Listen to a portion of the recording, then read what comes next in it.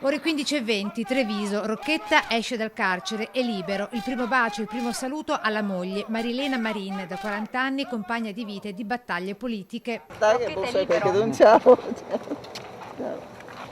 Ciao. Fuori dopo 16 giorni. Sì, esperienza interessante che lo Stato italiano regala a chi desidera un po' di giustizia. Un abominio, un oltraggio. Rocchetta racconta di aver appreso della scarcerazione dei suoi compagni di cella. Non è che non ci credessi, volevo...